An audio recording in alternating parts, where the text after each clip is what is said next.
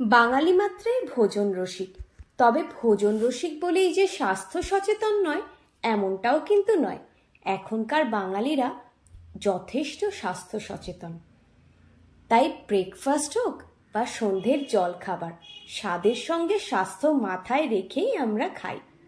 নমস্কার বন্ধুরা, আমি অপালার রান্নাঘরে আপনাদের সকলকে স্বাগত জানাই। আজকে বানিয়ে নিচ্ছি সকাল বা সন্ধ্যের জলখাবারের জন্য একটি অত্যন্ত সহজ এবং সুস্বাদু খাবার। তাহলে চলুন দেখে নিই। প্রথমেই আমি 1 কাপ সেদ্ধ চাল নিয়ে নিয়েছি, ওজন হিসেবে 200 গ্রাম।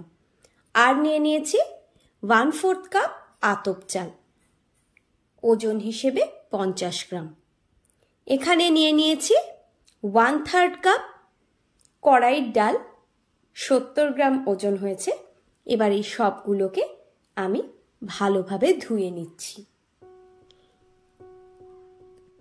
পরিষ্কারভাবে জল পাল্টে 3-4 বার ধুয়ে নিয়েছি। এবার এর মধ্যে পরিমাণ মতন জল দিয়ে আমি ঢাকা দিয়ে রেখে দিচ্ছি সারা রাত ভিজিয়ে রাখার জন্য। চাল ডালের মিশ্রণটা প্রায় 9-10 ঘন্টা ভেজানো হয়ে গিয়েছে। এবার একটা মিক্সিং জারের মধ্যে নিয়ে এর মধ্যে সামান্য একটু নুন, 2টো ছোট এলাচ দিয়ে আমি প্রথমে জল অ্যাড না করে একটুখানি গ্রাইন্ড করে নিচ্ছি। তারপর সামান্য জল দিয়ে এটাকে একটা স্মুথ পেস্ট আমি বানিয়ে নিচ্ছি। এই পেস্টটা বানিয়ে আমি ফ্রিজে রেখে দিই, যাতে করে প্রয়োজন মতন বিভিন্ন জিনিস বানিয়ে নেওয়া যায়।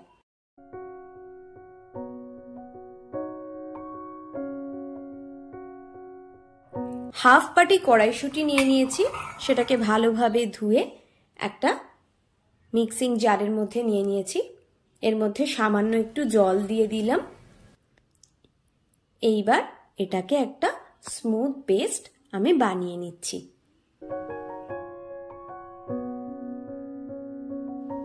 একদম মিহি পেস্ট তৈরি হয়ে গিয়েছে।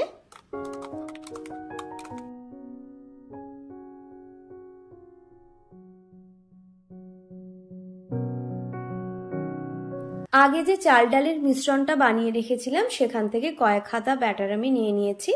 এর মধ্যে কড়াইশুঁটির যে পেস্টটা বানিয়েছি সেটাকেও মিশিয়ে নিলাম। বাটিটা ধুয়ে জলটাও এর মধ্যে আমি দিয়ে দিলাম। কড়াইশুঁটির পেস্টের সঙ্গে চাল ডালের মিশ্রণটাকে ভালোভাবে মিশিয়ে নিচ্ছি। এর মধ্যে আমি একটু ভাজা মশলার গুঁড়ো দিয়ে দিলাম আর দিলাম স্বাদ মতন নুন। ভাজা মশলার গুঁড়োর মধ্যে আমার রয়েছে জিরে, ধনে আর শুকনো লঙ্কা। একটা ফ্রাইং প্যানে সামান্য একটু রিফাইন্ড অয়েল দিয়ে দিলাম, সেটাকে পুরো ফ্রাইং প্যানটায় ছড়িয়ে দিয়ে 1 হাতা ব্যাটার এর মধ্যে আমি দিয়ে দিলাম। গ্যাসের ফ্লেমকে একদম লোতে রেখে ঢাকা দিয়ে আমি ভেজে নিচ্ছি। ঢাকাটা উঠিয়ে যখন দেখবেন ওপরটা পুরো শুকিয়ে গিয়েছে, বুঝবেন আপনার এটা তৈরি হয়ে গিয়েছে। একইভাবে আরো একটা ভেজে আমি দেখিয়ে দিচ্ছি।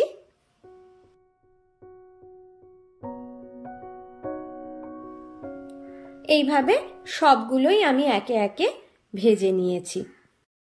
গরম গরম যে কোনো ডিপ বা সসের সঙ্গেই কিন্তু দারুণ লাগবে। আমি এখানে সামান্য একটু মেয়োনিজ আর চিজ স্প্রেড মিক্স করে এর সঙ্গে পরিবেশন করেছি। ভিডিওটা সম্পূর্ণ দেখার জন্য অনেক ধন্যবাদ। রেসিপিটা ভালো লাগলে একটা লাইক দিয়ে চ্যানেলটা সাবস্ক্রাইব করার অনুরোধ রইল। সবাই ভালো থাকবেন। আজ এই পর্যন্তই। টাটা।